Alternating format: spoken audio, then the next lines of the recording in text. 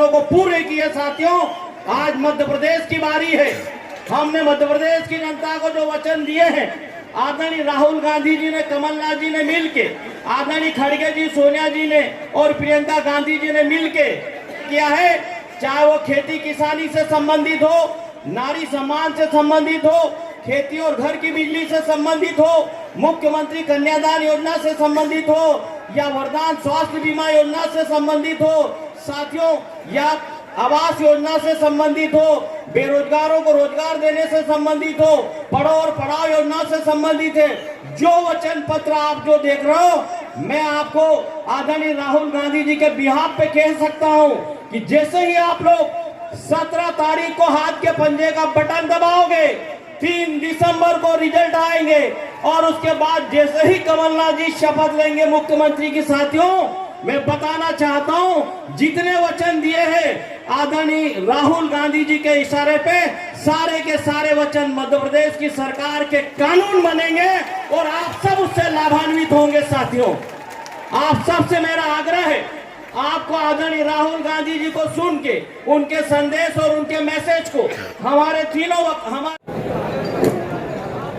Hello, आज बड़वानी जिले के राजपुर में इस देश के हमारे लोकप्रिय नेता माननीय राहुल गांधी जी के सभा में मंचासीन सम्मानी मंच और राहुल गांधी जी को सुनने के लिए खरगोन, बड़वानी, धार और आसपास के जिले से आए हुए मेरे माता, बहनें, भाई और सभी कार्यकर्ता, कांग्रेस पार्टी के सेक्टर, मंडल, ब्लॉक, जिला और समर्पित कार्यकर्ता, मैं अपनी बात नारे के साथ में शुरू करना चाहूंगा। आप लोग मेरा साथ देंगे। मैं इस देश के, इस मध्य प्रदेश के विषय में हम लोगों को क्या करना है वो बात आप लोगों के समक्ष रखूंगा। दोनों हाथ ऊंचे करके, मुट्ठी बंद करके नारा इतनी जोर से लगना चाहिए इस प्रदेश में और इस बड़वानी जिले के चारों विधानसभा में परिवर्तन की लहर है। नारों की झनकार आपकी भी ताकत बढ़ाएगी, रक्त प्रवाह बढ़ाएगी और मेरी भी ताकत बढ़ाएगी, मेरा भी रक्त प्रवाह बढ़ेगा। Congress party, Congress party, Rahul Gandhi, Rahul Gandhi, Sonia Gandhi, Priyanka Gandhi.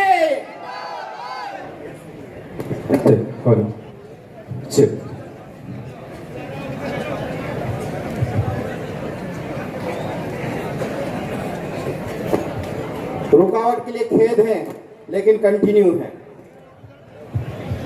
कमलनाथ जी का नारा इतने जोर से गुजना चाहिए कि शिवराज जी को लगे कि मेरा कुर्सी छोड़ने का अंतिम समय आ चुका है।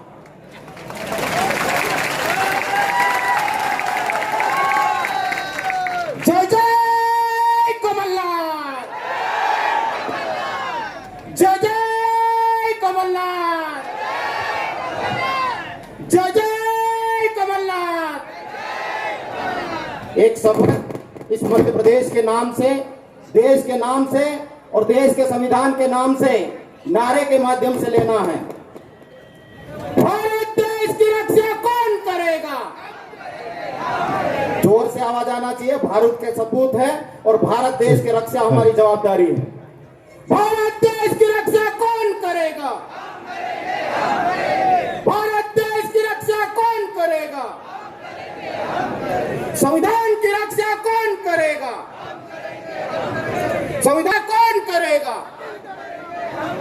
मध्य प्रदेश की रक्षा कौन करेगा? मध्य प्रदेश की रक्षा कौन करेगा? शुक्रिया। तो 5 साल साल में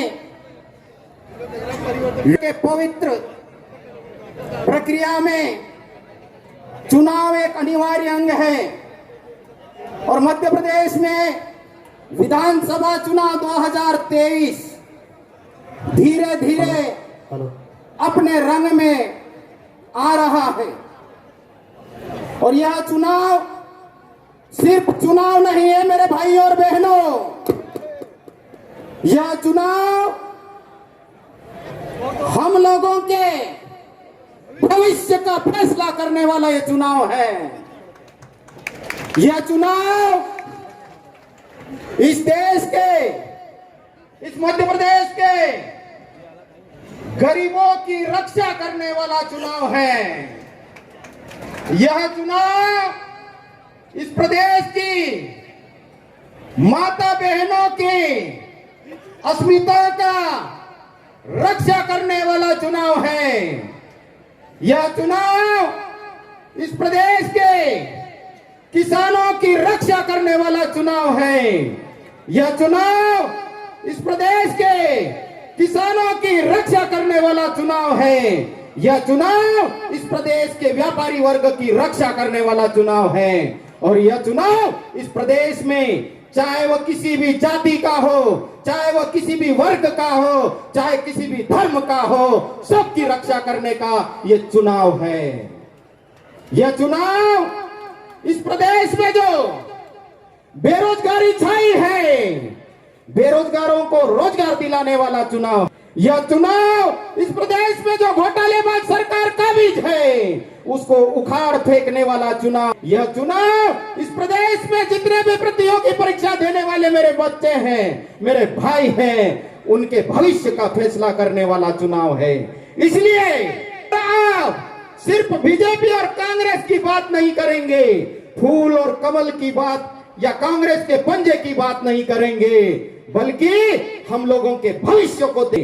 इस मध्य प्रदेश में 230 विधानसभा में से मेरे बड़वानी जिले की चारों विधानसभा में हाथ के पंजे पर इतना बटन दबाएंगे, इतना बटन दबाएंगे कि चारों सीटें पूर्ण बहुमत से हम जीतेंगे।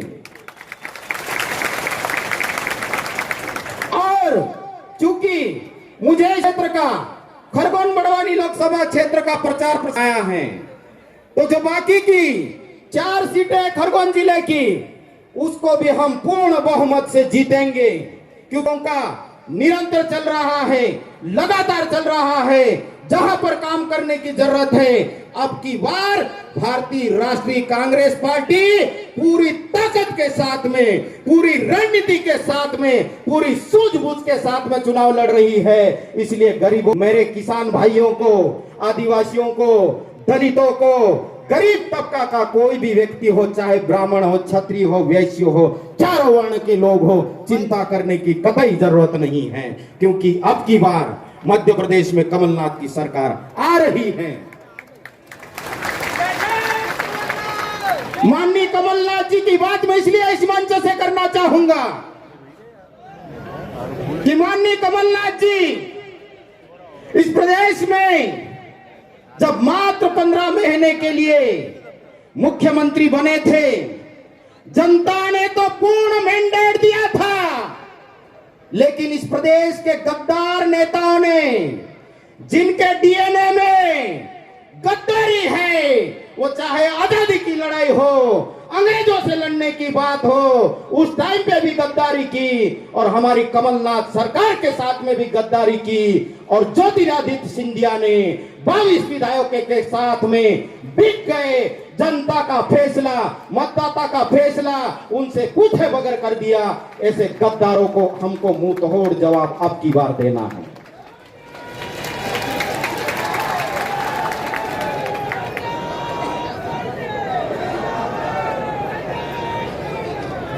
क्योंकि माननीय कमलनाथ जी ने, उनके नेतृत्व में कांग्रेस पार्टी की टीम ने जो वचन पत्र तैयार किया है, उनमें सब लोगों का ध्यान रखा गया है।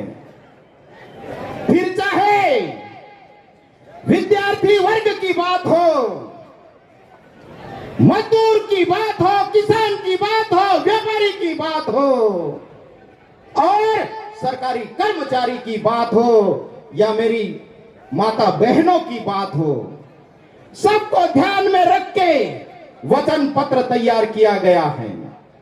अब की बार जो मतदाता मतदान करेंगे वो वचन पत्र को ध्यान से देख के, सुन के, पढ़ के मतदान करेंगे।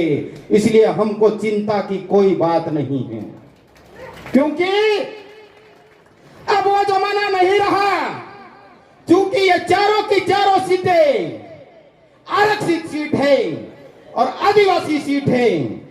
पहले ये भाजपा के लोग हम लोगों को बेवकूफ बनाते थे और हमारी भाषा में बात करूं मैं तो भचकुड़ी बनावतला अपनों काजे काई बनावतला भचकुड़ी कोमड़ी बनावतला कोमड़ियों हमारे इलाके में आते थे।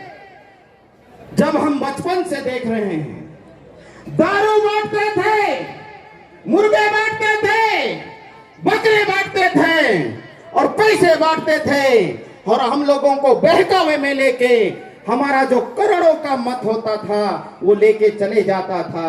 लेकिन अब ये भाजपा के लोग सुन ले कान खोल के कि आप आपके दारू मुर्गे पैसे के बहकावे में ये आदिवासी समाज आने वाला नहीं है। मेरे समाज का नौजवान पढ़ लिख गया है, मेरे समाज का बौद्धिक वर्ग का लोग एक मूवमेंट खड़ा किया है और ये मूवमेंट पूरे समाज को समर्पित है, इलाके को समर्पित है, देश को समर्पित है। ये वैचारिक आंदोलन बदलाव चाहता है और भाजपा की सरकार को उखाड़ फेंकना चाहता है। इसलिए चिंता की कोई बात नहीं। ये जो मूवमेंट है ये भुलावे में है।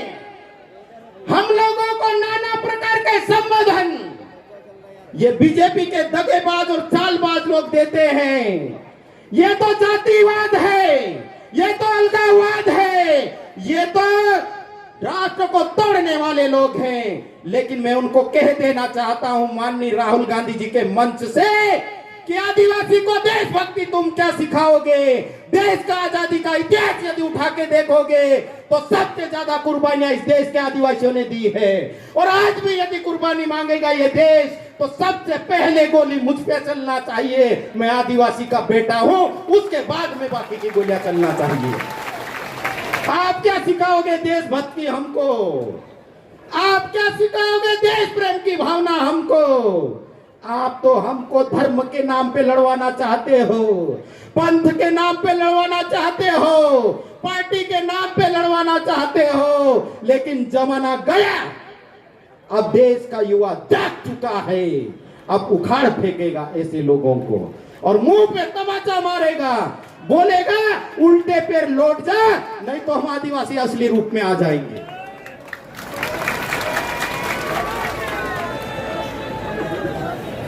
ये देश का युवा है, अंगड़ाई ले रहा है। जब जब देश का युवा अंगड़ाई लेता है, बदलाव की आंधी आती है और अब की बार मध्य प्रदेश में पंजे की सरकार बनेगी और कांग्रेस की सरकार बनेगी। ठीक है, मैं समय का ध्यान रखूंगा, लेकिन मेरे मतदाता भाइयों से अपील करना चाहता हूं मैं कि आप लोग जितने लोग आए हैं उतने लोगों को कसम खाना है। मैं आखिरी बात कह रहा हूं, एक पार्टी या एक विचारधारा, मैं फिर से कह रहा हूं कि एक आदिवासी बहुल इलाका है। हम प्रेम मोहब्बत भाईचारे से रहते हैं, चाहे वो किसी भी वर्ग का हो, धर्म का हो, किसी भी पंथ का हो। आप लोग हम लोगों को लड़वाने के लिए इस्तेमाल मत कीजिए। हम लोग यहाँ नारा लगाते हैं, हिंदू मुस्लिम सिख ईसाई आपस में है भाई भाई, उसे चरितार्थ करना हम लोग जानते हैं। आपकी विचारधारा मेरे आदिवासी भाइयों को क्या कह के संबोधित करती है? क्या कह के संबोधित करती है? वनवासी मेरे भाई, वनवासी मेरे बंधु, वनवासी भाष्य। अरे वनवास्यान अर्थ काय आहे? वनवास्यान अर्थ काय आहे? जर कूदून यहाँ विखावालो बाळाका जे घातला वनवासी ने वनवासिया आमा जमीन लीन बसरिया जंगल लीन बसरिया पानी लीन बसरिया आमरा इलाका में किस्मत कहू बदकिस्मत कहू सोना भी निकले चांदी भी निकले हीरो भी निकले एने मोती भी निकले एने डीजल भी निकले ने पेट्रोल भी निकले खासतिया भी निकले आमुका जे कमजोर जोन समझता ये देश हमारा है। हम लोग नारा लगाते हैं जय जौहर का नारा, भारत देश हमारा है। मैं गर्व के साथ में कहता हूं मैं आदिवासी हूं और इस देश का मूल मालिक हूं। तो भाइयों, एक विचारधारा आरक्षण का यदि सबसे ज्यादा विरोध करती है तो कौन सी विचारधारा करती है, ये हम लोगों को समीक्षा करने की बात है। आपके अधिकारों को सबसे ज्यादा यदि खत्म करने की बात करती है तो भाजपा की विचारधारा करती है, ये हम लोगों को समझ लेने की बात है। संविधान में बदलाव करने की बात कौन सी विचारधारा करती है, वो भाजपा सरकार करती है, भाजपा की विचारधारा करती है। और उसके पीछे का जो एक संगठन है वो करता है, हम लोगों को समझ लेने की जरूरत है। और आपकी छात्रवृत्ति कौन बंद करता है? इस प्रदेश में 4 लाख पद पिछले 19 सालों से दबा के कौन रखता है, ये आप लोगों को समझ लेने की बात है। भोपाल में जब आप रोजगार मांगने जाते हैं तो लाठियों की बरसात कौन सी सरकार करती है, ये आप लोगों को समझ लेने की बात है। और नर्सिंग की मेरी बहनों और भाइयों की 3-3 साल तक एग्जाम कौन सी विचारधारा नहीं करने देती है, भाजपा सरकार नहीं करने देती है, यह आप लोगों को समझ लेने की बात है। पदोन्नति में आरक्षण कौन लेके आता है, यह आप लोगों को समझ लेने की बात है। कोटे का दबाना है, उसके पीछे भाजपा की चाल है। इस देश के गरीब, दलित, वंचित, आदिवासियों को आगे नहीं आने देने की विचारधारा भाजपा की है। इसलिए हमको यहाँ से खत्म करना चाहिए, यहाँ से सबक लेना चाहिए कि भाजपा भगाओ और इस देश को बचाओ, ये हम लोगों को बात कर लेना चाहिए। और माननीय राहुल गांधी जी इस देश में निकले हैं सर पे कफन बांध के, और इस देश के मुस्लिमों की रक्षा करने के लिए, इस देश के ओबीसी वर्ग की रक्षा करने के लिए, इस देश के दलित वर्ग की रक्षा करने के लिए, इस देश के आदिवासी वर्ग को रक्षा करने के लिए, इस देश के वो गरीबों की रक्षा करने के लिए, चाहे ब्राह्मण हो, बनिया हो, कोई भी समाज के हो, उसकी रक्षा करने के लिए माननीय राहुल गांधी जी निकले हैं। उनके साथ में हम जैसे युवा मरने मिटने के लिए तैयार है। आप लोग डरना मत, पहले हम आगे आएंगे फिर आपकी बारी आएगी। इसलिए सीना ठोक के बोलना, ये भाजपा वाले लोग आदिवासी इलाके में जाते हैं, डराते हैं, धमकाते हैं, तुम्हारा खेत का पट्टा छीन लेंगे। अरे तुमने क्या पट्टा दिया हमको, हम पढ़े लिखे लोग जानते हैं। मैं सेल टैक्स ऑफिसर था, असिस्टेंट कमिश्नर का मेरा प्रमोशन छोड़ के आया हूँ और 20 साल की नौकरी मेरी अभी बाकी थी, पढ़ा लिखा लोग। आप क्या सिखाओगे? वनाधिकार मान्यता कानून हम पढ़े लिखे लोग हैं। कब बना था? 2006 में बना था। तब भाजपा की सरकार थी केंद्र में, या राज्य भाजपा की या कांग्रेस की थी। माननीय मनमोहन सिंह जी प्रधानमंत्री थे और मेरे आदिवासी भाइयों के लिए वनाधिकार मान्यता कानून लेके आए थे। और ये पट्टे जो मिल रहे हैं ये सिर्फ और सिर्फ कांग्रेस सरकार की वजह से मिल रहे हैं। आप भुलावे में मत रहना। तो मैं माननीय राहुल गांधी जी की बात कह रहा था, कंटिन्यू कर रहा हूं मैं, कि माननीय राहुल गांधी जी जब इस देश में देश के मीडिया को इनने खरीदा, गुलाम बनाया, और माननीय राहुल गांधी जी जैसे ईमानदार लोगों की बातों को गरीब और वंचित तबके के लोगों तक, अंतिम पंक्ति के लोगों तक पहुंचने नहीं देना चाह रहे थे। ऐसे समय में माननीय राहुल गांधी जी और उनकी टीम, मैं सैल्यूट करता हूं यहाँ से, उनने फैसला किया कि हम तो गरीब तबके के एक व्यक्ति तक जाएंगे और उनको हमारी बात कहेंगे। और 4000 किलोमीटर से अधिक यात्रा इस देश में एक राजा का बेटा करता हुआ है माननीय राहुल गांधी जी। और तो यात्रा करते करते आदिवासियों की व्याख्या करते हैं वो, कि आदिवासी का अर्थ क्या होता है। उन्होंने कहा कि आदिवासी का मतलब मुझे समझ में आया, भले 75 साल में समझ में आया, लेकिन देश के बड़े नेता को समझ में आया जो इस देश के आने वाले समय में इस देश का प्रधानमंत्री बनने वाला है। और मैं ये लिख के कहता हूं और यहाँ से वचन लेता हूं, जब तक राहुल गांधी जी प्रधानमंत्री नहीं बनेंगे तब तक मैं दम नहीं लूंगा, ये मेरा प्रण है। तो माननीय राहुल गांधी जी ने कहा कि आदिवासी का अर्थ यह होता है कि आदि अनादि काल से इस धरती पे रहने वाला आदिवासी है, मूल मालिक है। अर्थात जब ये धरती बनी और जब ये मनछा बनिया, अपना मन से काय कहे मनछान जन्म इन धरती पर हिलो, तो जरूर इस धरती पर रहने वाला शुरू से आज तक जो मानसे से आदिवासी है।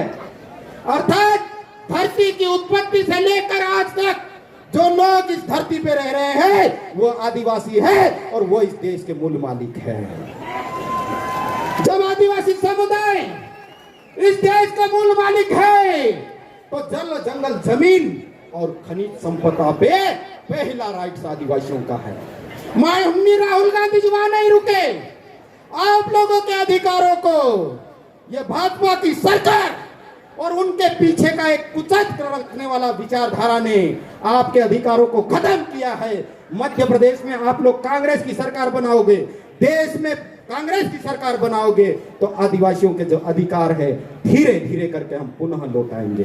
कितनी बड़ी बात है भाइयों, बड़ी बात है। इसलिए बड़ी लड़ाई के लिए तैयार हो जाओ। छोटी मोटी चीजों को भूल जाना। टिकट मांगना लोकतंत्र में सबका अधिकार है। मैंने भी मांगा था, मैंने भी पूरी ताकत लगाई थी, लेकिन कोई बात नहीं। शीर्ष नेतृत्व ने जो फैसला लिया उस फैसले के साथ में ये पोरलाल खड़ते खड़ा है, आज भी खड़ा है, कल भी खड़ा रहेगा और जब तक जिंदा रहेगा तब तक शीर्ष नेतृत्व के फैसले के साथ में खड़ा रहेगा।